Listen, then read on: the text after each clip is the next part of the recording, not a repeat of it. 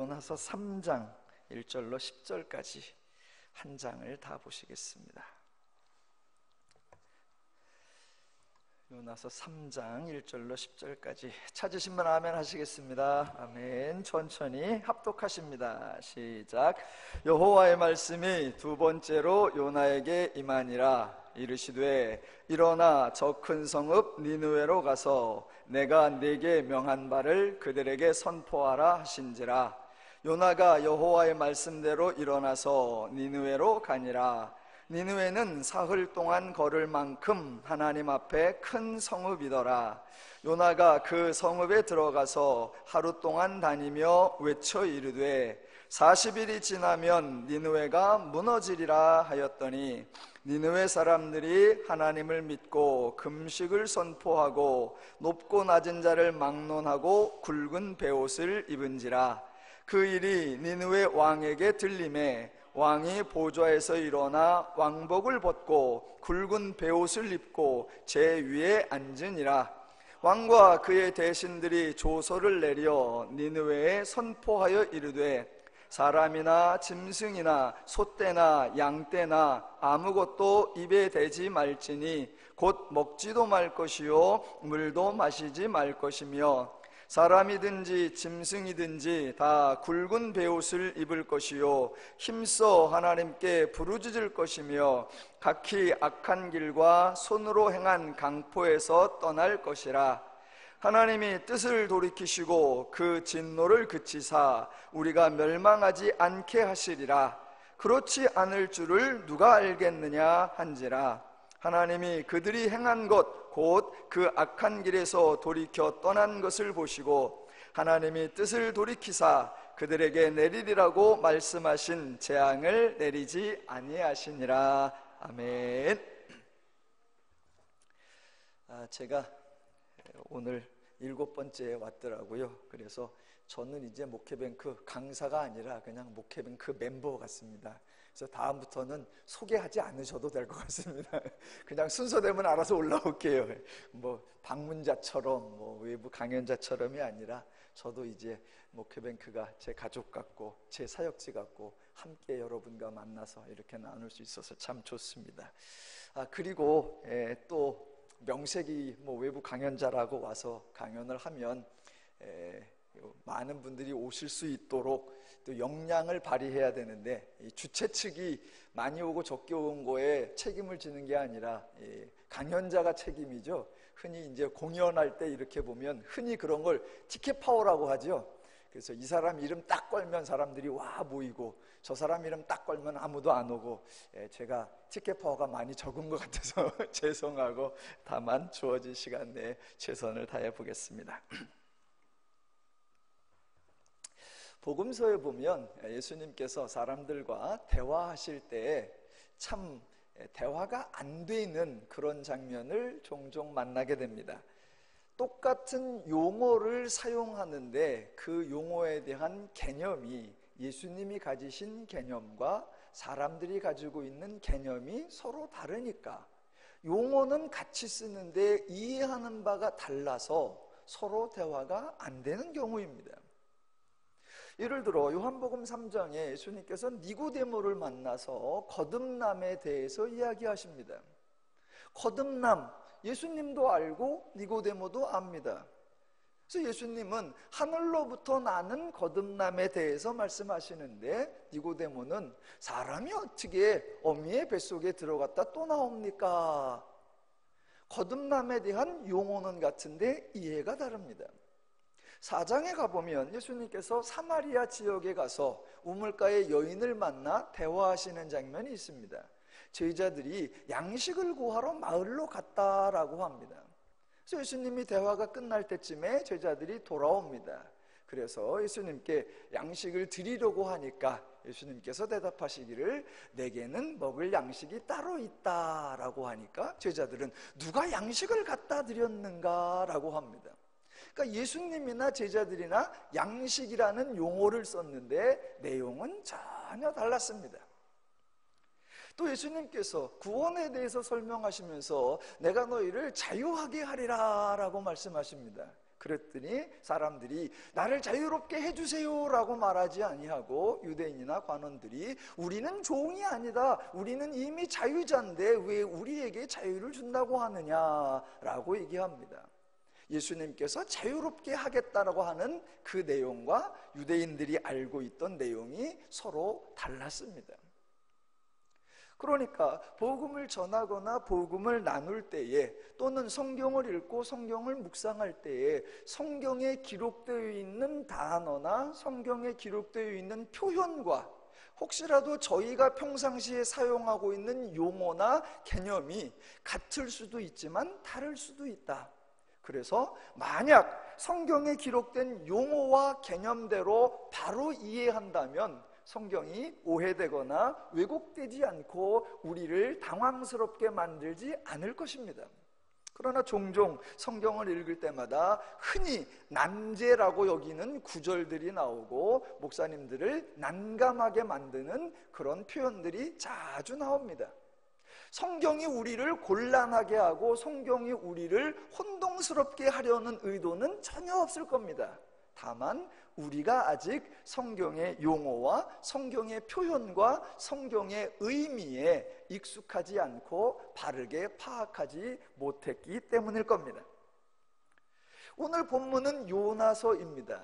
요나의 선지자적 활동과 니느웨를 향한 하나님의 사역을 어떻게 이해해야 하느냐라는 것을 저와 여러분이 함께 상고할 텐데, 오늘 요나서 3장을 이해하기 위해서 성경 전체를 한번 쭉 훑어보면서 과연 예언이 무엇이고 예언과 하나님의 역할, 예언과 하나님의 뜻이 어떻게 연결되는지 상고해 보기를 원합니다. 유인물 나눠드렸는데요, 중간 이후부터는 동일한 한글의 한문적 의미가 달라서 한문을 첨부해 놓았으니까 참고하시면 좋겠습니다. 고대 근동의 신들과 성경에 나오는 하나님은 본질적으로 다릅니다. 무엇이 다르냐라고 물으면 가장 기본적인 것이 인격성입니다. 타종교의 신들이나 우상의 신들에게는 신의 뜻, 신의 섭리, 신의 마음, 신의 기준, 신의 가치, 신의 목표 이런 것이 없습니다. 그래서 다른 신의 목표, 다른 신의 계명, 다른 신의 뜻 이런 것을 들어본 적이 거의 없습니다. 타종교의 신들이나 우상의 신들은 대부분 힘이 있다, 능력이 있다, 권세가 있다라고 여겨질 뿐입니다. 그러나 성경에 등장하는 하나님은 인격적이신 분입니다. 그래서 하나님이 지정의가 있으시고 하나님의 뜻이 있고 목적이 있고 계획이 있고 원리가 있고 순서가 있고 때가 있고 방법이 있습니다. 그것도 이랬다 저랬다 하는 것이 아니라 변치 않는 하나님의 뜻이 있고 이번에는 이렇게 하고 저번에는 저렇게 하는 것이 아니라 신실한 하나님의 원리가 있고 마음대로 하나님 멋대로 하는 것이 아니라 인간을 도와주고 인간을 축복하고 인간을 위해준다라고 하는 하나님의 마음이 있고 세상을 주관하고 천지를 다스리실 때에 하나님의 섭리가 있습니다. 그래서 하나님은 즉흥적으로 행동하시거나 감정적으로 행동하시거나 이렇게 저렇게 난무하게 행동하지 않으십니다. 그래서 타종교에서는 언제나 강조되는 게 뭐냐? 인간의 열심, 인간의 정성입니다. 타종교를 믿는 사람 중에 자기가 섬기는 신의 속성, 자기가 섬기는 신의 원리, 자기가 섬기는 신의 뜻 잘 모릅니다. 그런 걸 알려주지도 않고 보여주지도 않고. 그래서 타종교에 가장 강조되는 게 뭐냐? 인간이 얼마나 정성을 다하는가, 지극정성이 가장 중요합니다. 그러나 기독교는 인격적인 하나님이시고 하나님의 뜻과 마음과 섭리와 원리가 있기 때문에 그 하나님을 아는 것, 그 하나님을 이해하는 것, 그것이 가장 중요합니다.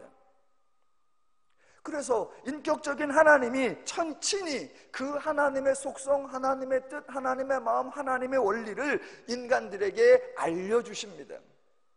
그냥 쭉 말로 알리거나 어떤 글로 알리는 것이 아니라 친히 하나님의 사역을 통해서 하나님을 알리십니다. 그 하나님을 알리는 것을 전문 용어로 이제 계시라고 하시죠. 그래서 하나님이 어떤 일을 하신다라고 하면 하나님은 그 일을 꼭 해내야만 하는, 하나님에게도 과업이 있고 하나님에게도 숙제가 있고 하나님에게도 의무가 있는 것이 아니라 그 사건을 통해 인간에게 하나님의 뜻을 알리고 저 사건을 통해 인간에게 하나님의 마음을 알리는 모든 사건은 다양하게 하나님을 계시하는 하나님의 사역입니다. 그래서 그 사건들을 볼 때마다 우리는 어떤 신기한 사건, 어떤 놀라운 사건이 이루어졌다라고 그냥 와! 라고 반응한 것이 아니라 하나님께서 저 일을 왜 기획하셨을까? 하나님께서 저 사건을 왜 저런 방식으로 행하실까? 하나님께서 저 일을 왜 저 사람과 함께 하실까? 하나님의 뜻, 하나님의 의도, 하나님의 목적, 하나님의 원리, 그 하나님을 알아야 하는 겁니다.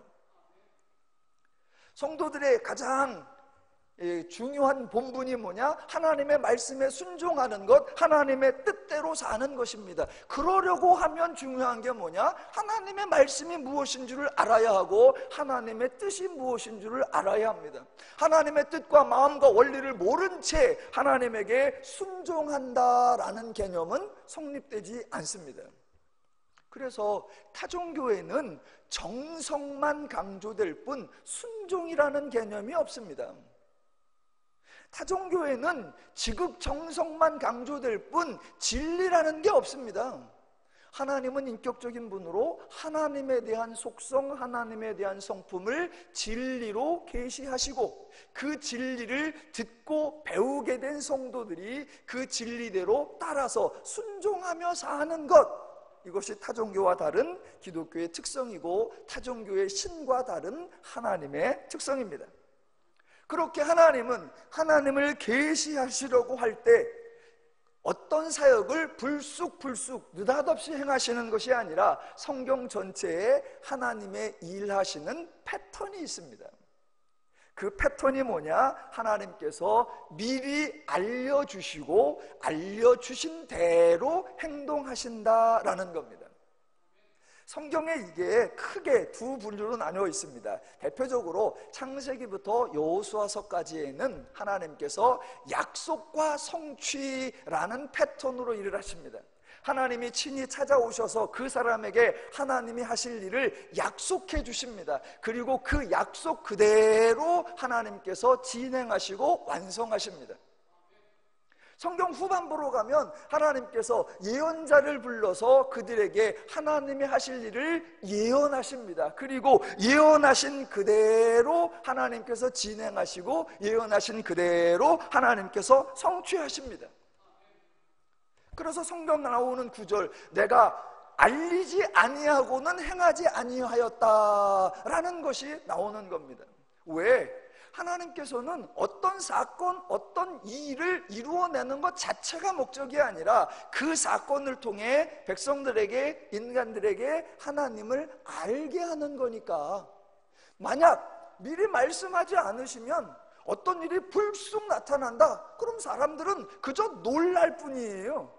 와, 신기한 일이 발생했대. 와, 기적 같은 일이 발생했대. 그거 누가 했대? 몰라. 그게 어떻게 된 거래? 몰라. 그게 왜 일어났대? 몰라. 그럼 아는 게 뭐야? 놀라워. 이적이 일어나고 역사가 일어났는데 하나님에 대하여 하나도 배우지 못하면 타종교의 신이나 우상의 신이 자신의 권세를 드러내고 자기의 능력을 자랑하는 것과 다를 바가 없습니다. 하나님은 능력 쇼를 행하시는 분이 아니라 인간이 하나님을 알아 하나님의 뜻대로 살아 자유롭고 평안하고 행복하기를 기대하시기 때문에 철저하게 하나님을 알리고 하나님을 드러내고 하나님을 가르치십니다. 그래서 언제나 알리신다는 거예요. 그래서 전반부에서는 약속하시고 성취하시고 후반부에는 예언하시고 성취하시고 통합하면 알리시고 알리신 대로 행하신다라는 겁니다. 그래서 하나님께서 아브라함에게도 찾아오셔서 내가 너에게 3가지 약속을 이루어 주겠다 하나님이 말씀하시고 말씀하신 대로, 이삭에게도 찾아오셔서 야곱에게도 찾아오셔서 하나님이 말씀하시고 말씀하신 대로, 모세에게도 찾아오셔서 하나님이 말씀하시고 말씀하신 대로, 여호수아에게도 찾아오셔서 하나님이 말씀하시고 하나님이 말씀하신 대로, 다윗에게도 찾아오셔서 하나님이 말씀하시고 말씀하신 대로, 여로보암에게도 찾아오셔서 하나님이 말씀하시고 말씀하신 대로, 하나님은 그렇게 말씀을 하셔서 알리시고 그대로 행하십니다. 그러니까 성경 전체에 나타나는 하나님의 사역의 패턴 중에 첫 번째가 하나님은 알리시고 알리신 대로 행하시는구나. 왜? 계시를 위해서. 자, 두 번째가 뭐냐면 하나님은 그렇게 알리시고 또는 약속하시고 또는 예언하시고 하시는데, 그렇게 하나님이 알리시는 일들은 누가 할 일이냐? 모두 하나님이 하실 일이라는 겁니다. 종종 하나님의 말씀을 잘 이해하지 못하는 타종교인이나 기독교인이 아닌 사람들이 늘 오해하고 기독교를 비난하는 것 중에 하나가 뭐냐면, 하나님은 인간을 힘들어한다, 신은 인간에게 무거운 짐을 진다, 신들이 자신의 할 일들을 인간에게 맡겨서 인간을 어렵고 힘들고 곤고하게 만들고 자기는 쉰다, 인간의 희생을 발판으로 자기는 영광을 누린다. 아니에요. 성경에 대한 완벽한 오해입니다. 하나님이 약속하시고 일하시고 예언하시고 일하시는데, 그 약속의 그 예언의 내용은 언제나 누가 할 일이냐? 하나님이 하실 일입니다. 하나님이 인간에게 이 일을 하라고 지시하고 저것을 해내라고 과업을 내리는 것이 아니라 하나님 스스로 하나님께서 행하실 일들입니다. 아브라함에게 3가지를 약속하셨죠. 땅을 주리라, 복을 주리라, 민족을 주리라. 누가 행하셔야 된다? 하나님이 행하실 일입니다. 그래서 그 약속을 받은 아브라함이 내가 빨리 이 일을 이루어 드려야 되는데, 이걸 성취해야 되는데 막 이리 뛰고 저리 뛰고 그런 적이 없습니다. 그 약속을 이루기 위해 누가 일하셔야 되느냐? 하나님이. 도리어 아브라함은 시간이 지나니까 하나님 앞에 따지는 겁니다. 약속하셨는데 왜 안 하세요? 제가 아들을 낳을 줄 어떻게 알고 땅을 얻을 줄 어떻게 알죠? 하나님 공수표 날리신 거 아니에요? 왜? 사람에게 이루어내라고 명령을 한 것이 아니라 하나님이 행하시겠다고 말씀하셨으니까. 모세도 마찬가지였죠. 오해를 했었죠. 하나님이 모세를 불러서 내가 너로 하여금 이스라엘 백성을 애굽에서 나오게 하리라. 누가 하신다? 하나님이 하실 일이에요. 그래서 모세는 뭐라고 하면 되느냐? 네, 그러면 됩니다. 왜? 하나님이 하신다니까. 그런데 모세도 오해했다고 그랬습니다. 그래서 아이고 하나님, 내가 그걸 어떻게 합니까? 누가 너보러 하래? 하나님의 약속, 하나님의 예언, 누가 하실 일이냐? 하나님이 하실 일이에요. 그래서 성경에 나타나서 하나님이 사람에게 나타나서 말씀하시는 경우에 일이나 과업을 명령하신 적이 거의 없습니다. 하나님께서 여호수아에게 나타나셨죠. 뭐라고 하셨습니까? 너는 가서 이겨라, 너는 가서 정복하라, 너는 가서 빼앗아라. 아니요. 여호수아에게 뭐라고 말씀하셨느냐? 너는 가서 차지하라. 내가 내 조상들에게 약속한 그대로 내가 밟는 땅을 너에게 줄 것이니 너는 가서 차지하라. 누가 하신다? 하나님이 하시는 거예요. 여호수아 뭐라고 하면 된다? 네, 그리고 가서 막 싸돌아다니면 되는 거예요. 왜? 밟는 땅을 준다고 했으니까 사방팔방 돌아다니면서 딱 밟아대면 되는 겁니다. 누가 하시는 거다? 하나님이. 자, 사무엘상에 가보면 하나님께서 사울을 왕으로 부르고 다윗을 왕으로 부르는 장면이 있습니다. 그런데 사무엘상에 하나님께서 사울을 왕으로 기름 부을 때 성경에 보면 사울아, 지금부터 내가 너를 왕으로 세울 테니 너는 이러한 일들을 행하라 라는 말씀이 단 한마디도 없습니다. 너는 지금부터 영토를 확장하라. 너는 지금부터 국가의 기준을 단단히 잡아라. 너는 지금부터 번영한 나라를 만들어라. 주변 세계로부터 조공을 받아라. 하나님을 위하여 성전을 지어라. 아니요. 내가 너를 왕으로 삼는다, 그거 하나예요. 실제로 그렇습니다. 하나님께서 사무엘을 통하여 다윗을 왕으로 기름 붓습니다. 왕으로 기름 부을 때 이새의 집에 가니까 첫째 아들부터 아니고 그래서 막내 이제 다윗을 불러다가 기름을 붓습니다. 그런데 하나님께서 기름 붓는 순간, 다윗아 잘 들어, 아버지도 포기하고 형들도 포기한 너를 오직 나만 인정해서 내가 너를 왕으로 세우니 너는 이제부터 이거 하라, 한마디도 없습니다. 저 개인적으로 성경을 읽다가 깜짝깜짝 놀라는 거예요. 왜? 저도 목회자의 아들로 태어났고 어려서부터 늘 목회적 상황 속에 살았으니까 늘 주님을 위해 무엇을 해야 하고 주님의 영광을 위해서 어떻게 해야 하고 주님의 뜻을 어떻게 이루어 드려야 되고 늘 내가 할 일이 뭔가, 내 과업이 뭔가, 내 사명이 뭔가, 내 숙제가 뭔가, 내 일이 뭔가, 거기에 늘 몰두해 있었습니다. 그런데 성경을 읽다 보니까 없네. 없습니다. 왜? 그 사역을 통해서 하나님을 계시하려고 하니까 누가 일하신다? 하나님이요. 그래서 하나님께서 약속을 하시고 성취하실 때, 또는 예언을 하시고 성취하실 때 누가 하실 일이냐? 하나님. 그래서 그 말씀 뒤에 자주 반복되는 표현이 있습니다. 이로써 너희가 나를 여호와인 줄 알리라 라는 겁니다. 누가 하셔야 되느냐? 여호와께서 행하셔야, 저분은 다른 분이구나, 저분은 이런 분이고 저분은 저런 분이구나, 하나님을 깨닫고 하나님을 알고 하나님을 이해할 수 있지요. 만약 하나님이 시켜놓고 아무것도 안 해, 그럼 우리는 저분은 뭐야?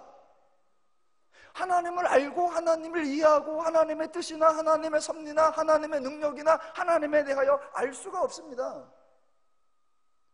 하나님의 사역 패턴은 일을 시켜놓고 하나님이 지켜보겠어. 지금부터 너 하는 거 봐서 네가 누구인 줄 내가 알리라. 아니에요. 하나님께서 우리를 파악하고 하나님께서 우리를 알아차려는 게 아닙니다. 정반대로 하나님이 활동하고 하나님의 사역하고 하나님이 일을 할 테니까 너희는 그 하나님의 모습을 보고 하나님을 이해하라, 하나님을 깨달으라, 하나님을 알아라. 그러려고 하니 누가 일을 하셔야 된다? 하나님이. 어떻게? 버라이어트하게, 아주 다양하게. 그래서 하나님의 모든 사역을 본 결론이 하나님이 이 정도셔? 와, 하나님이 저런 분이셨어? 와, 하나님이 이런 마음도 있으셔? 와, 하나님이 그 하나님을 알고 그 하나님을 놀래고 그 하나님 때문에 감격하는 거, 그게 성경에 나타난 하나님의 패턴. 첫 번째, 알리시고 일하신다. 두 번째, 알리시는 그 일들은 누가 행하시는 거다? 하나님이 행하신다라는 겁니다. 이게 용어가 약속과 성취, 예언과 성취라고 하니까 약속이나 예언이 조금 다른 것처럼, 용어가 다르니까 의미가 다른 것처럼, 그러나 결론은 같습니다. 왜냐하면 약속하고 성취하는 것은 하나님이 이렇게 하겠다라는 하나님의 일하는 쪽을 강조하는 양식입니다. 대신 예언과 성취는 너희는 이렇게 되어질 거다라는 겁니다. 근데 결론은 같아요. 왜? 하나님이 약속해서 하나님이 행하시면 인간이 되어지겠지요. 인간이 되어질 일을 예언했다면 그렇게 되도록 하나님이 일하시겠지요. 그러니까 약속과 성취든 예언과 성취든 하나님이 일하신다는 거요, 인간에게 되어질 거라는 것, 그거는 똑같은 패턴입니다. 그리고 그 결론은 그 일을 통해 하나님을 알게 된다라는 겁니다. 자, 예언에 대해서 잠깐, 오늘 이제 요나서 예언까지 가야 되기 때문에 예언에 대해서 말씀을 나눠보겠습니다. 약속과 성취이든 예언과 성취이든 모두 장래일과 연관되어 있습니다. 장차 되어질 일이죠. 자, 일반적으로 세상에서도 예언이라는 말을 쓰고 여기서 말하는 예언은 장차 되어질 일이라고 미리 알리는 것이죠. 이 예언에 구분을 좀 해보겠습니다. 오늘 요나서 예언과 연결이 되기 때문에, 자, 예언에는 두 가지 정도의 분류가 될 수 있습니다. 첫 번째는 그냥 예고입니다. 예고, 미리 알려주는 것. 이거는 누구나 다 할 수 있습니다. 현재의 상황을 보니까 아하, 잠시 후에 어떻게 되겠구나, 되어질 결과가 예상이 되는 겁니다. 예상이 되는 거예요. 우리 자주 그런 얘기하죠. 와, 하늘이 뭔가 꾸물꾸물하고 좀 이상하다. 좀 있으면 비가 오겠네? 예고예요. 보니까 그렇게 될 것 같아. 자녀가 있는데 아침에도 일어나더니 먹고, 점심에도 또 먹고, 저녁에도 또 먹고, 밤에도 또 먹어. 그러더니 운동은 안 하고 또 먹어. 눈 뜨니까 먹고, 잠자면서 먹고, 쉴 때 먹고, 먹을 때 먹고, 계속 먹어. 그러면 부모가 예고를 하죠. 너 그러다가 이제 살찐다? 아니나 다를까 얼마 있으면 살찌죠. 예, 그거 현재의 상황을 보니까 잠시 뒤에 어떤 결과가 되어질지 예측이 되고 예상이 돼서 자연스럽게 말하는 거, 예, 그건 예고입니다. 세상에서 말하는 그런 것은 예고예요. 그때 그렇게 예고한 그 사람, 예언자라고 말하지 않냐고, 예고했으니까 예고자, 이 예고자가 자기가 예고한 말에 책임을 지거나 자기가 예고한 상황에 영향력을 끼칠 수 있는 게 아닙니다. 그냥 말만 하는 거예요. 너 그러단 살찐다, 너 그러단 망한다, 너 하는 거 보니까 잘 되겠네. 예, 상황을 보고 그저 되어질 일을 말하는 거. 내가 그 말을 했다고 해서 책임을 져야 하거나 그 말대로 이루어지도록 내가 어떤 역할을 해야 하는 거 하나도 아니에요. 세상에서 하는 예언이라고 말을 하는 그 예언은 엄밀한 의미에서 예언이 아니라 그냥 대부분 예고입니다. 반면에 성경에 나오는 예언, 하나님의 예언은 오직 하나님만이 행하실 수 있는 일, 하나님이 개입해서 하나님이 의지적으로 일하셔서 하나님이 책임지고 만들어낼 일, 그것에 대한 선언, 그걸 뭐라고 하느냐? 예언이라고 합니다. 하나님이 예언하셨다, 그냥 하나님이 딱 보니까 이렇게 되겠네 저렇게 되겠네, 아니요. 그거는 하나님이 없어도 됩니다. 하나님이 안 하셔도 돼요. 왜? 누구나 할 수 있으니까. 아, 딱 보니까 어떻게 되겠다, 다 알아요. 그러니까 하나님은 그런 예고를 하시는 분이 아니라 하나님은 예언을 하시는 분이에요. 이런 일을 하나님께서 행하시겠다, 이렇게 되어지도록 하나님께서 일하시겠다, 하나님이 개입하시고 하나님이 간섭하시고 하나님이 뜻을 세우시고 하나님의 목적을 세우시고 하나님이 책임지시고 하나님이 완성하시는 것, 그걸 뭐라고 하느냐? 하나님의 예언이라고 합니다.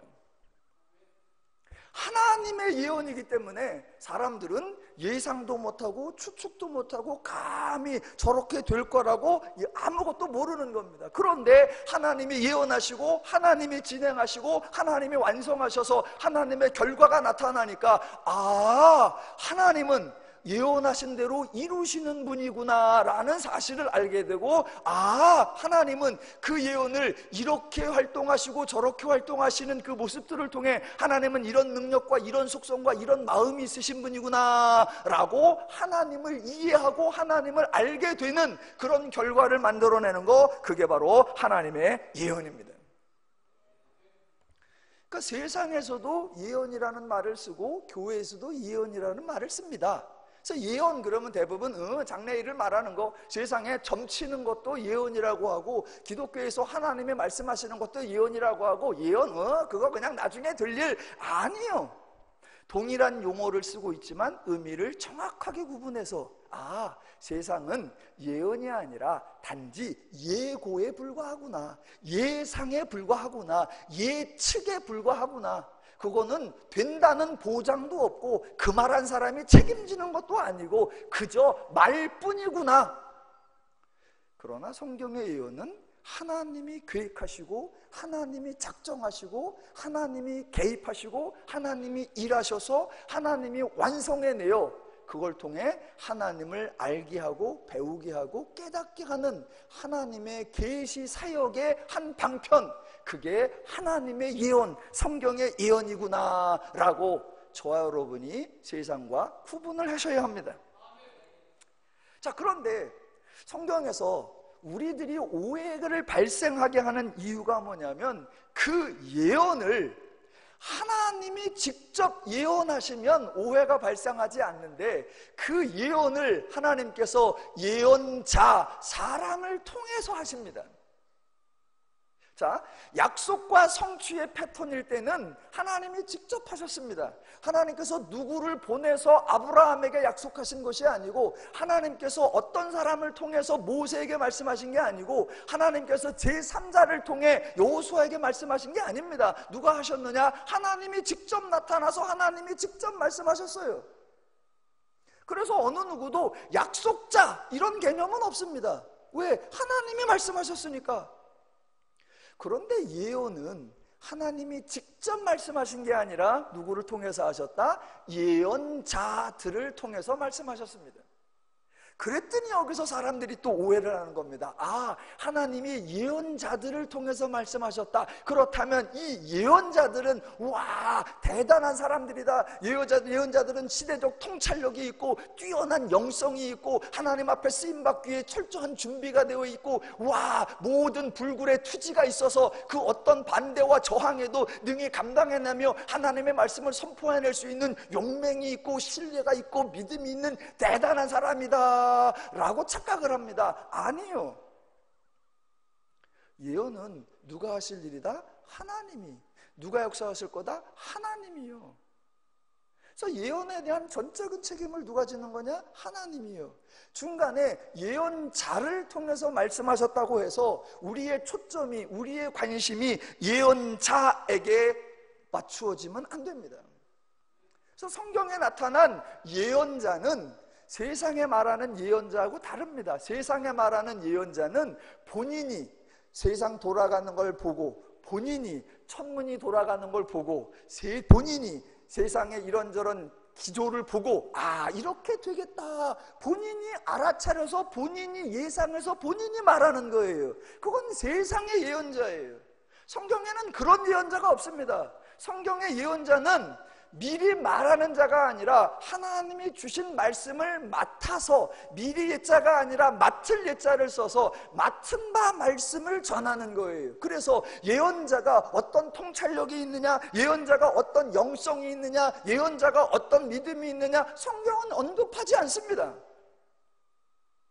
예언자가 이 시대를 분별해내기 위하여 얼마나 몸부림쳤는가, 예언자가 하나님 뜻을 알아내기 위하여 얼마나 간구했는가, 한마디도 없습니다. 예언자의 특성, 예언자의 자격, 예언자의 능력, 예언자의 권세, 예언자의 준비, 성경은 한마디도 없습니다. 그저 불쑥 나타납니다. 그가 나타나서 말씀을 전해요. 그럼 사람들이 묻죠. 너 그거 어떻게 알았어? 너 그거 누구한테 받았어? 그때 예언자는 내가 이거 알아차리느라고 얼마나 했었는데 니네는 시대의 풍조를 모르지? 나는 딱 보니까 보여. 아니요, 한마디도 말하지 않습니다. 성경에 나오는 모든 예언자들은 앞에 늘 이렇게 말합니다. 여호와의 말씀이 임하니라. 나에게 임한 여호와의 계시라. 이사야에게 임한 여호와의 묵시라. 오바댜에게 임한 여호와의 환상이라. 요나에게 임한 여호와의 말씀이라. 다 누가 말씀하셨다? 하나님께서. 그래서 예언자들은 말할 때마다 여호와의 말이니라, 여호와의 말이니라, 여호와의 말이니라. 앞에서 여호와께서 가라사대, 여호와께서 가라사대 이런저런 말을 다 해놓고 이는 여호와의 말이니라. 누구 말이다? 철저하게 하나님 말이에요. 그래서 예언자들은 내 생각에는 그런 게 없습니다. 예언자들은 내가 시대를 보니까 그런 거 없습니다. 내가 깊이 생각해 보니까 없습니다. 이거는 아무나 하는 게 아니요, 없습니다. 그런 속성은 세상에서 말하는 예언자예요. 성경에 등장하는 예언자는 어느 날 불쑥 등장해요. 좀 심하게 좀 비약을 해보면 군대에 가보면 전령이라는 게 있지요. 그래서 중대장님이 저쪽 중대에 알려줘. 그러면 문서 받아서 갖다 주고, 예언자들은 하나님의 말씀을 맡아서 전해주는 거예요. 군대로 가면 전령이고, 우리나라 춘향전으로 가면 예언자들은 누구냐? 방자예요. 방자. 이몽룡이 나 간다고 그래라. 가신답니다. 나 온다고 전해라. 오신답니다. 거기에 방자의 뜻, 방자의 목적, 방자의 섭리, 방자의 전능성, 방자의 준비 없습니다. 뭐가 남느냐? 하나님. 성경이 말하는 예언은 하나님이 하시는다 해서 세상의 예고가 아니라 예언이고, 그것을 하나님이 주신다. 그래서 예언자들의 입장에서는 미리 말하는 자들이 아니라 맡은 바 말씀을 말하는 것, 그것이 성경이 말하는 예언입니다.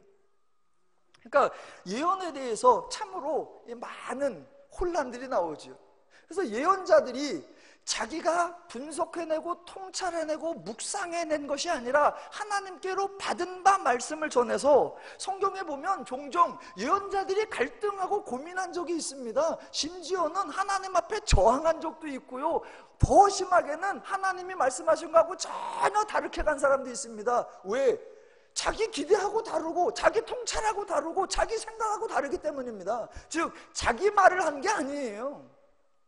예를 들어 그 유명한 선지자 예레미야도 12장에 가보면 하나님께서 하시는 일을 이해를 못했습니다. 하나님께서 하시는 일을 이해를 못했어요. 아니 좋다, 북왕국이 망할 수 있다, 남왕국이 망할 수 있다. 그렇게 망한다면 하나님께서는 더 신실한 자, 더 의로운 자를 가지고 우리를 심판하고 우리를 징계해야 되는데, 어떻게 갈대아가 와서 우리를 심판하고 어떻게 바사가 와서 우리를 심판할 수 있단 말인가? 지금 이게 하나님이 일하시는 게 옳은가? 하나님이 지금 합리적인가? 고민했습니다. 왜? 자기 생각이 아니었다는 증거예요. 하박국도 동일한 고민을 했습니다. 하박국도. 그래서 하박국에서 1장에서 하나님 앞에 저항하는 거예요. 그냥 궁금한데 어쩔 수 없는 게 아니라, 하나님 이건 아니지 않습니까? 왜? 예언자가 자기 분석, 자기 통찰, 자기 영성으로 한 것이 아니라 하나님의 말씀을 맡았는데, 그 맡은 바 말씀이 자기 생각하고 다른 경우가 많아요. 그 중에 한 사람이 또 누구다? 요나예요. 요나는 단지 갈등하거나 단순히 저항하는 정도가 아니에요. 하나님 말씀을 완전히 무시해버려요. 그런 말씀을 나는 안전하겠습니다 라고 다른 데로 가버려요. 이런 증거가 뭐다? 예언자들이 자기들의 영성과 자기들의 통찰로 한 것이 아니라 오직 하나님께로 말씀을 받았구나. 그래서 중요한 것은 말씀을 주신 하나님이요, 그 말씀을 책임지시는 하나님이요, 그 말씀을 진행하시고 완성하시는 하나님이구나.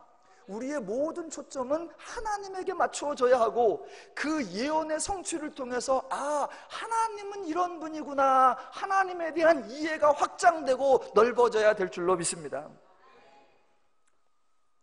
자, 이제 세상의 예언과 하나님의 예언을 구분을 했었고, 그 예언이 세상에서는 미리 말하는 거지만 성경의 예언은 맡아서 말하는 거다, 여기까지 했고요. 하나 더 가보시면, 자, 하나님의 예언이 일반적으로 성경에 두 가지 내용으로 나옵니다. 잘 아시는 대로 하나는 진노 예언이고 하나는 축복 예언입니다. 진노 또는 저주 또는 심판 예언이라고 하고, 또 하나는 축복이나 은혜 예언이라고 합니다. 그래서 얼핏 보기에 진노와 축복, 심판과 은혜 전혀 다른 하나님께서 극과 극의 두 가지 도구로서 인간을 채찍질하시고 인간을 징계하시고 인간을 가르치신다라고 오해할 수 있습니다. 그러나 전혀 그렇지 않습니다. 겉으로 드러난 표현은 한편으로는 진도고 한편으로는 축복이지만 내용상으로 보면 똑같은 걸 볼 수 있습니다. 자, 조금 전에 제가 한편으로는 약속과 성취이고 다른 한편으로는 예언과 성취다. 그러나 결국은 같다. 약속과 성취는 하나님의 일하시는 걸 강조하고 예언과 성취는 인간에게 되어질 일을 강조하는데, 결국 하나님이 일하시면 인간이 되어질 거고, 인간이 되어지려면 하나님이 일하시는 거니까 모든 게 같다. 다만 표현이 다르게 나온다라고 했던 거하고 똑같습니다. 겉으로는 진노, 심판, 저주의 예언이 나오고 겉으로는 축복, 은혜 예언이 나옵니다. 그러나 같아요. 자, 이때 진노의 예언이든 축복의 예언이든 하나님께서 하시는 예언인데, 그 중에 진노의 예언은 성경이 말하는 예언보다는 비록 하나님이 말씀하시고 비록 하나님이 선지자를 통해 선포하실지라도 진노의 예언은 예고입니다. 자, 아까 제가 예고와 예언을 구분을 해드렸습니다. 그래서 하나님이 하세요. 하나님이 예언자에게 말씀을 주셔서 하나님이 하실 일을 선언하게 해요. 그 중에 진노의 예언은 일종의 예고입니다. 즉 하나님께서 이스라엘을 보시는 거예요. 하나님께서 열방을 보시는 거예요. 보니까 악이에요. 보니까 폐역이에요. 보니까 불의예요. 딱 보니까 와, 너희들 조금 있으면 망해. 그렇게 하다가는 백성들 다 죽어. 그들의 악을 보고 그들의 죄를 보니까 곧 이어 닥칠 결과가 뻔히 보이는 겁니다. 그래서 하나님이 너희들 그렇게 하다간 망한다 라고 예고를 하시는 거예요. 자, 저들이 도무지 망할 것 같지 않은데 하나님께서 악감정을 가지시고 너희는 망할 거야, 내가 너희를 망하고 말 거야, 내가 너희를 무너뜨릴 거야, 너희는 피할 길이 없어, 내가 온전히 너희를 묵사발을 낼 거야 라고 하시는 게 아닙니다. 진노의 예언은 비록 하나님이 말씀하시지만 하나님의 의지가 들어있는 것이 아니라 그들이 행하는 행동 속에 담겨진 예언이 결과예요. 만약 하나님께서 저들을 망하게 하시려고 하면 진노의 예언은 하지 않아도 돼요. 왜냐하면 곧 있으면 망해. 하는 거 보니까 딱 망하게 됐어. 그럼 좀 있으면 망해요. 그럼 하나님은 그냥 두시면 돼요. 그러다가 나중에 겉봐라 그러시면 됩니다. 그런데 하나님은 진노의 예언을 하세요. 너희들 지금 죄다, 너희의 서너 가지 죄가 있어서 곧 너희가 망하리라, 곧 너희가 쇠하리라, 곧 너희가 무너지리라 말씀하세요. 왜? 하나님께서 무너뜨리겠다고? 아니요. 하나님께서 패망시키겠다고? 아니요. 하나님께서 아주 살벌하게, 아주 잔인하게, 아주 리얼하게, 하나님께서 디테일하게 아주 저주 같은, 진노 같은 화를 품어내시는 것처럼 성경에 등장합니다. 왜요? 내가 이렇게 미리 알려줄 테니까, 너희들에게 장차 임할 결과를 알려줄 테니까 그 결과를 피하라라는 겁니다. 그럴 일이 안 생길 건데 하나님이 진노하고 저주해서 하나님의 말씀대로 꼭 망하게 하겠다가 아니라, 너희들은 곧 망하게 될 것 같아. 너희들이 하는 행동이 그 결과가 나와. 만약 너희가 망한다면 내가 너무 가슴 아프고, 너희가 만약 모두 폐역해서 설멸한다면 내가 너무 민망하고 내가 너무 안타까워. 그것을 나는 볼 수 없다. 그래서 하나님이 어떻게 하신다? 피할 길을 주시는 거예요. 너희에게 되어질 일을 말할 테니까 제발 돌이켜라, 제발 돌아서라, 제발 멈춰라, 제발 중단하라, 제발 내 말을 들으라, 제발 내 뜻대로 살아라. 그래서 이 재난을, 너희에게 예고된 이 재앙을 피하라. 이게 진노 예언의 하나님의 의도입니다. 그래서 성경에 진노 예언이 등장하면, 자, 하나님께서 예언을 하셨다, 말씀을 하셨다. 그러니까 말씀대로 이루어져야 되느냐? 아니요. 하나님의 예언이고 하나님의 말씀인데, 진노의 예언은 하나님의 말씀대로 되어지면 안 되고 하나님의 의도대로 되어져야 됩니다. 하나님의 말씀대로라면 그들 망해야 돼요. 하나님의 말씀대로라면 그 저주를 받아야 돼요. 왜? 하나님이 그렇게 말씀하셨거든요. 너희를 저주를 받으리라, 너희들 망하리라, 너희를 쇠하리라, 너희를 쫓겨나리라, 너희가 다 무너지리라. 그러나 그대로 되면 안 돼요. 왜 그렇게 말씀하셨느냐? 내 말 듣고 정신 차려라. 내 말 듣고 돌이켜라. 내 말 듣고 행동을 바꿔라. 내 말 듣고 변화되어라. 그래서 지금 내가 말한 것 단 하나도 당하지 말아라. 내가 너희에게 예언한 것 단 하나도 임하지 않게 하라. 그게 하나님의 의도입니다. 그래서 저주에 관한 말씀이 성경에 등장하고 간혹가다, 예를 들면 아합에게 했던 말이나 오므리 왕조에게 했던 말이나 서로 그 불의한 왕들에게 했던 말이 여호와의 말씀대로 되어서 아합의 가족이 멸절을 당하고 지나가던 개가 먹고 어쩌고 저쩌고 여호와의 말씀대로 되었더라 라는 구절이 나오면 그때 저와 여러분은 아멘을 하셔야 해요? 슬퍼하셔야 돼요? 슬퍼해야 합니다. 그 순간에는 슬퍼해야 돼요. 왜? 하나님이 말씀은 그렇게 하셨는데 그 말씀하신 의도는 저들이 망하는 게 아니었는데, 그런 말씀은 하나님 말씀대로 되면 안 돼요. 그래서 하나님 말씀대로 망하였더라, 하나님 말씀대로 죽었더라, 하나님 말씀대로 쫓겨났더라, 하나님 말씀대로 쇠하였더라, 그러면 역시 하나님 말씀 능력이 있어, 하나님 말씀 최고야가 아니라, 저 백성들이 이 말씀을 들어놓고도 이해하지 못해서, 저 백성들이 이 주의를 들어놓고도 돌아서지 않아서 망했구나, 탄식해야 하고 슬퍼해야 합니다. 예, 진노의 예언은 하나님이 진노하시겠다는 게 아니라 너희들에게 그런 결과가 임할 거니까 내 말을 듣고 피하라, 이거예요. 그래서 진노의 예언은 조건이 있어요. 늘 돌이켜라, 회개하라, 멈춰라, 중단하라, 내 말을 따르라, 이렇게 나옵니다. 그리고 하나님은 피할 길도 주세요. 예를 들어 출애굽기가 보면 10가지 사건이 나오죠. 사람들은 10가지 재앙 사건이라고 하는데 저는 10가지 이적 사건이라고 생각합니다. 왜냐하면 그걸 통해서 애굽을 멸절시키려는 게 목적이 아니라 그 사건을 통하여 애굽도 하나님을 알고 이스라엘도 하나님을 알고 열방도 하나님을 알게 하려고 하는 계시 사건이기 때문에, 하나님이 애굽에 재앙을 내리시려면요 그렇게 미리 알려줄 필요가 없어요. 그냥 은밀하게 나일강을 샥 피로해, 암소리 안 하고 개구리가 올라오게, 암소리 안 하고 파리떼가 완전히 다 쓸어가게, 암소리 안 하고 메뚜기가 식량 다 쓸어가게, 그럼 사람들은 대책 없이 당하죠. 암소리 안 하고 가축들 다 죽여버려, 그건 재앙입니다. 근데 하나님은 늘 미리 말씀해 주세요. 내일 모세가 나가서 하면 가축들에게 독종이 발생할 거야. 이 말은 뭐예요? 그러니까 가축들을 들판에 놓지 말고 집에다 들여다 놔라. 그러니까 성경에 보니까 집에다 들여놓은 그 집의 가축은 죽었더라, 안 죽었더라? 안 죽었더라예요. 집에 있건 들판에 있건 애굽 가축들은 다 죽여버려. 아니요. 이스라엘 것도 안 죽고 하나님 말씀을 들은 애굽 것도 안 죽어요. 징계가 아니고 저주가 아니고 심판이 아니고 뭐다? 계시예요. 이 사건을 통해 하나님을 알아라.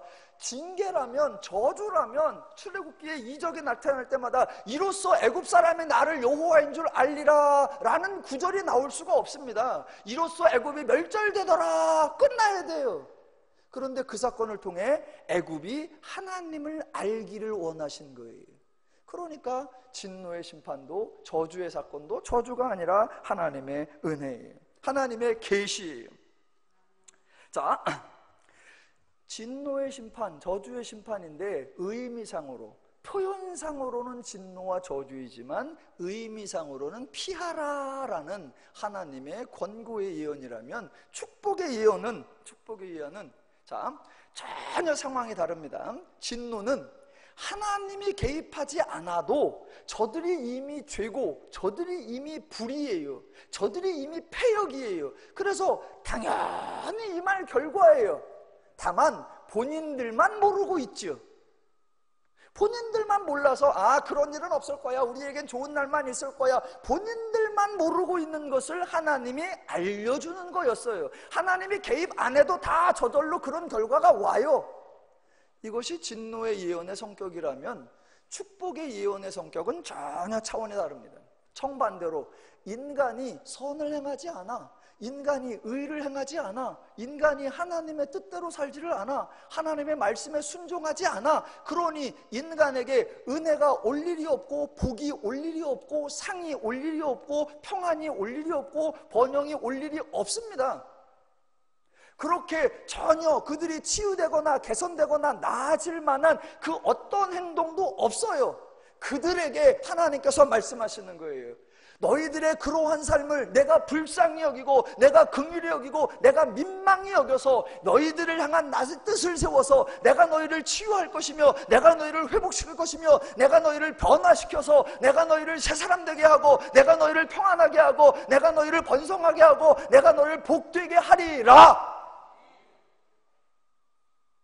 하나님이 개입하지 않으면, 하나님이 일하지 않으면, 하나님이 수고하지 않으면 도무지 발생할 수 없는 상황, 그 상황을 하나님이 의지적으로, 하나님의 열심을 다해, 하나님이 수고해서 기어코 그 인간들에게 만들어내고야 말아서 그 인간에게 유익이 되도록 하는 것, 그게 하나님의 축복의 예언입니다. 누가 하실 거냐? 철저하게 하나님이. 그래서 축복의 예언에는 조건이 붙지 않습니다. 너희가 축복받으려면 순종해라, 은혜 받으려면 충성해라, 없습니다. 도리어 조건은 진노의 예언에 붙어요. 너희들 망한다, 돌이켜라. 너희들 그러다간 다 쇠한다, 멈춰라.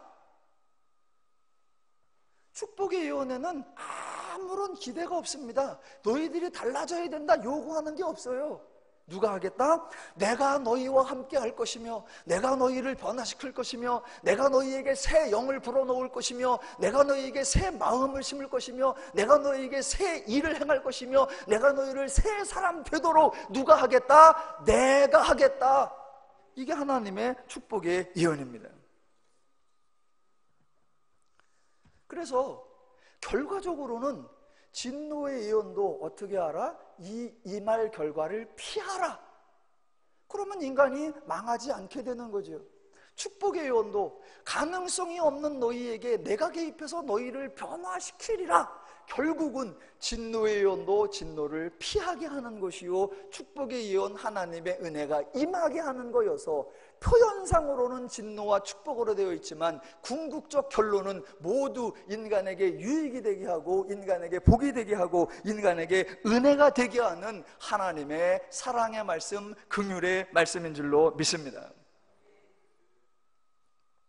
예, 그래서 성경에 진노의 예언이 등장해요. 그런데 그 다음에 뭐라고 나오느냐? 이로써 너희가 내가 여호와인 줄 알리라. 진노에서 멸망시켜버리는 거라면 여호와를 아는 게 안 나와요. 그냥 너희는 그래서 소멸됐더라, 그래서 너희는 사라졌더라 이래버리죠. 아니요. 그 진노의 예언을 통해서 그들이 돌이키도록 하시면서 내가 여호와인 줄 알게, 축복의 예언을 통해 자기들의 행동으로는 그런 결과가 임할 수 없고, 자기들의 어떤 노력으로는 그런 은혜를 받을 수 없는데 하나님이 개입하시고 하나님이 일하셔서 기어코 자기들도 깜짝 놀랄 만한 엄청난 변화를 만들어 놓으면 그때서 와, 하나님이 하셨구나, 하나님이시구나.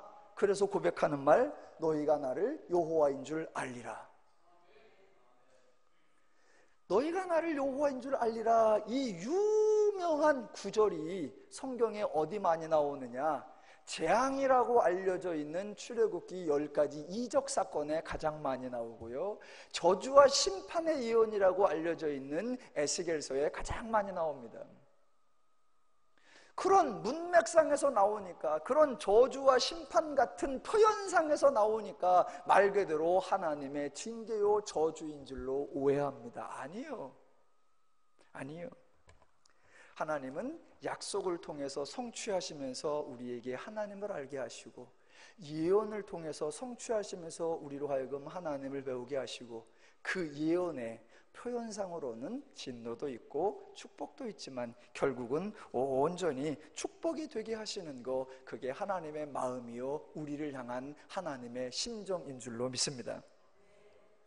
자, 예언이 진노가 나와도 진노가 아니고 경고로서 피하게 하는 거구나 라는 걸 이해하신다면, 이제 오늘 니느웨에 나오는, 요나서에 나오는 니느웨를 향한 하나님의 예언에 대한 성격, 니느웨를 향한 하나님의 사역의 뜻을 바르게 분별할 수 있을 겁니다. 자, 하나님은 인간을 창조하셨습니다. 그래서 하나님은 온 인류의 하나님이세요. 하나님은 특별히 어느 인종만, 특별히 어느 민족만, 특별히 어느 국가만 사랑하시느냐? 아니요. 하나님은 모든 인류의 하나님이어서 하나님은 모두를 사랑하십니다. 하나님의 은혜의 대상, 하나님의 축복의 대상, 하나님의 치유의 대상, 하나님의 구원의 대상이 누구냐? 모든 사람입니다. 물론 하나님께서 아브라함을 선택하셨고 그 아브라함의 후손 이스라엘이 세워지게 하셨습니다. 그때 하나님은 아브라함만 선택해서 아브라함만 은혜를 받게 하고 아브라함의 후손만 축복을 받게 했느냐? 아니요.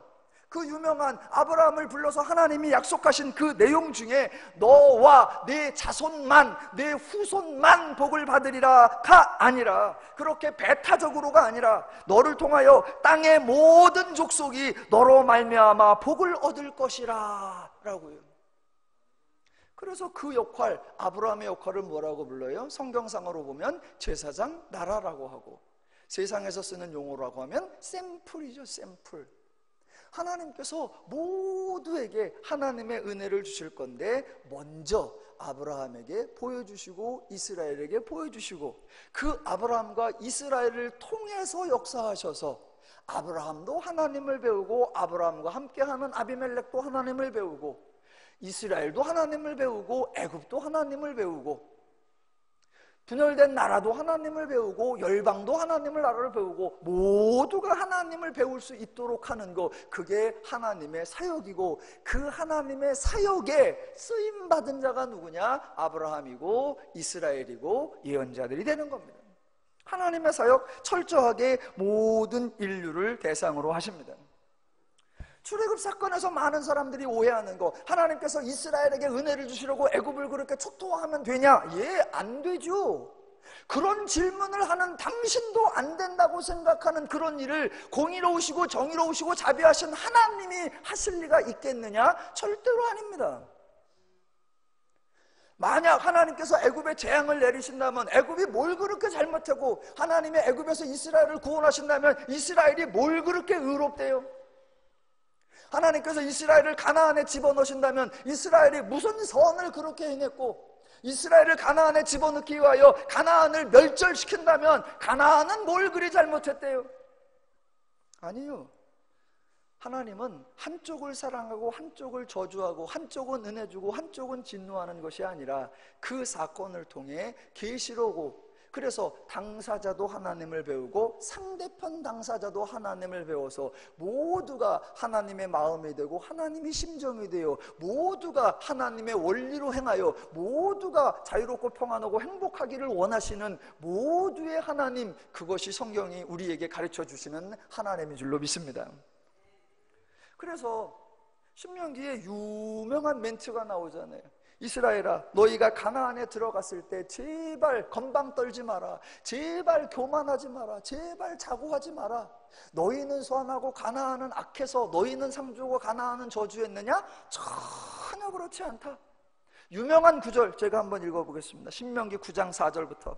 내 하나님 여호와께서 그들을 내 앞에서 쫓아내신 후에 내가 심중에 이르기를 내 공의로움으로 말미암아 여호와께서 나를 이 땅으로 인도하여 들여서 그것을 차지하게 하셨다 하지 말라. 5절. 내가 가서 그 땅을 차지함은 내 공의로 말미암음도 아니요 내 마음의 정직함으로 말미암음도 아니요 이 민족들의 악함으로 말미암음이다. 6절. 그러므로 내가 알 것은 내 하나님 여호와께서 내게 이 아름다운 땅을 기업으로 주신 것은 내 공의로 말미암음이 아니니라. 너는 목이 곧은 백성이라. 너는 광야에서 내 하나님 여호와를 경노하게 하던 일을 잊지 말고 기억하라. 내가 애굽 땅에서 나오던 날부터 이곳에 이르기까지 늘 여호와를 거역하였다 입니다. 예, 하나님은 한쪽 좋게 하자고 한쪽 나쁘게 하는 아니에요. 하나님은요 애굽을 통해 애굽에게도 은혜를 주신 적이 많아요. 가장 대표적인 사건이 애굽에 기근이 났을 때지요. 7년간 흉년이 들었다가 7년간 기근이 들죠. 하나님이 애굽을 진멸하시고자 한다. 10가지 재앙을 내릴 이유가 뭐예요? 하나님께서 7년 흉년 들었을 때 아무 소리 말고 계시죠. 재앙을 내리시려고 하면 굳이 예언을 하실 이유가 없습니다. 냅둬도 망하는데. 만약 재앙을 하나님이 예언하신다면 사람들은 망해놓고 이렇게 말합니다. 와, 내가 망할 짓을 했구나. 그렇게 안 해요. 나는 살려고 했었는데 저 인간이 악담을 퍼부어서, 저 신이 저주를 퍼부어서 그렇게 됐어. 모든 책임을 하나님 앞에 그 저주를 말한 사람에게 뒤집어 씌우게 돼 있습니다. 하나님께서 왜 그 꼴을 당하세요? 저주를 하시려면 냅두면 돼요. 그러니까 표현은 저주인데 내용상으로는 피하라. 내용상으로는 제발 그 심판과 진노를 당하지 말라. 애굽에게도 그렇게 하나님이 은혜를 주신 적이 많고요. 이방 사람도 하나님이 다 거두어 줬어요. 하나님이 선택한 사람이 아니고는 아무도 내 은혜 영역에 들어오지 못한다. 하나님은 그렇게 치졸하시고, 그렇게 하나님은 속 좁고, 하나님 그렇게 옹졸하신 분이 아니에요.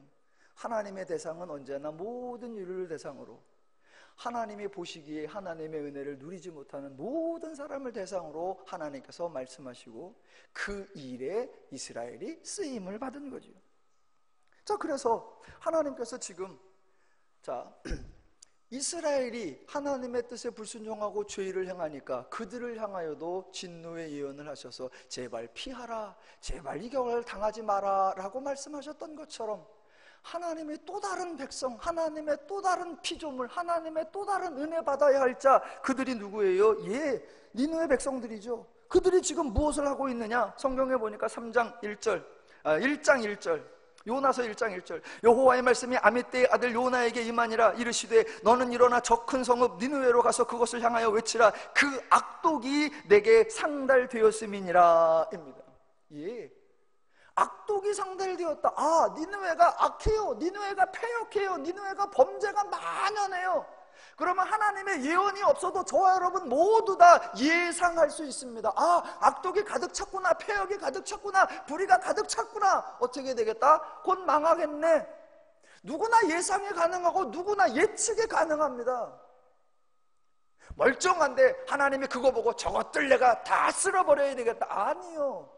그들의 임할 일이 뻔히 보여요.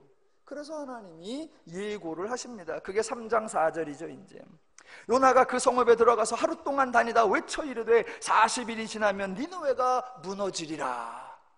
멀쩡한데 하나님이 악담을 퍼부어서 무너지느냐? 아니요. 그들의 패역함과 그들의 악독함과 그들의 불의와 그들의 죄로 곧 망하게 될 거 뻔합니다. 유다도 뻔하고 북이스라엘도 뻔하고 니느웨도 뻔하고 암몬도 뻔하고 에돔도 뻔해요. 왜? 그들의 그러한 불의하고 패역하고 악독한 행동의 결과가 올 것이니까. 그들에게 하나님께서 요나 예언자를 보내시는 거예요. 왜 보내신다? 너 가서 분명하게 말해라. 너희들 못 피해. 너희들은 빼도 박도 못해. 왜? 하나님이 작정했어. 니네 죽여버린대. 다 멸망시킨대. 너희들 아주 폭삭 망하래. 아니요. 요나를 통해서 가서 말하게 하라는 거예요. 너희들 지금 패역이다. 너희들 불이다. 그렇게 해서 망한다. 그 말을 듣고 제발 악을 멈춰라. 제발 불의를 중단하라. 지금부터 이 말을 듣고 너희에게 이 말 결과를 알고 피하고 면하고 벗어나라. 얼마나 신실하시고 얼마나 열정적이시느냐?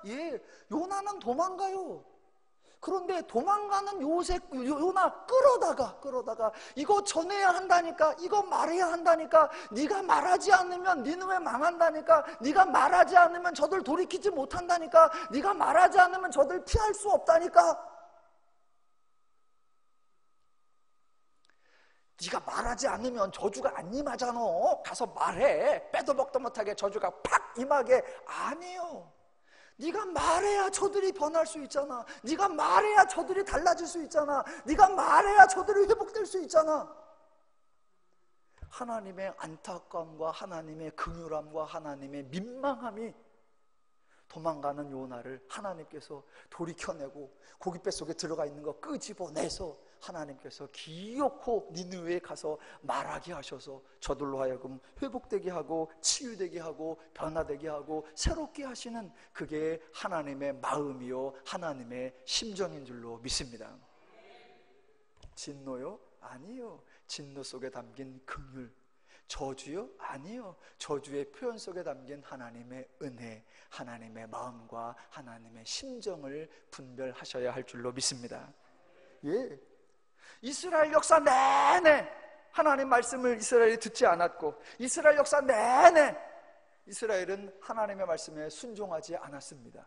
그런데 놀랍게도 요나가 가서 한번 말하니까 오늘 본문에 와, 니느웨 사람들이 요나의 말을 들었답니다.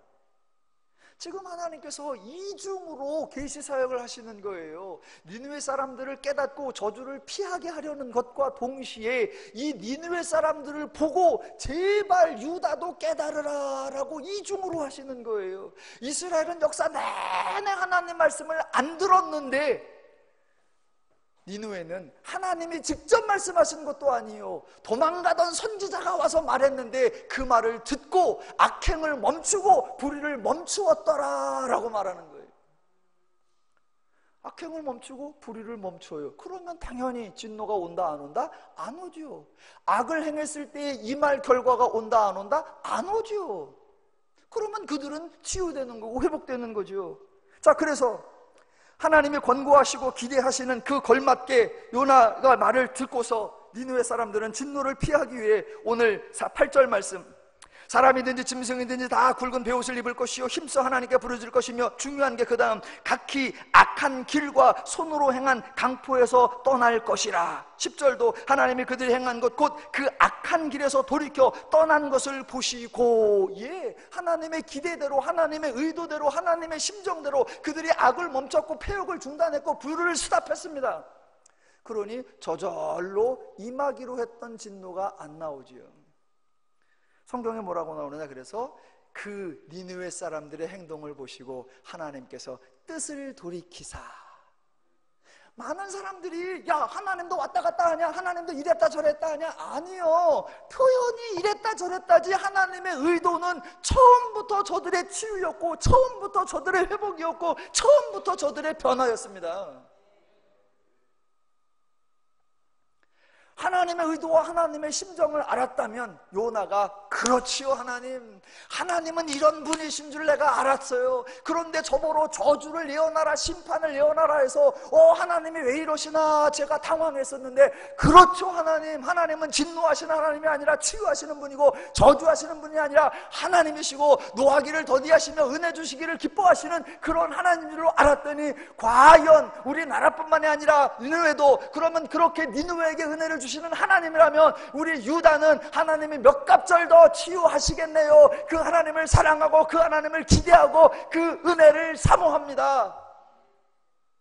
그리고 나왔어야죠.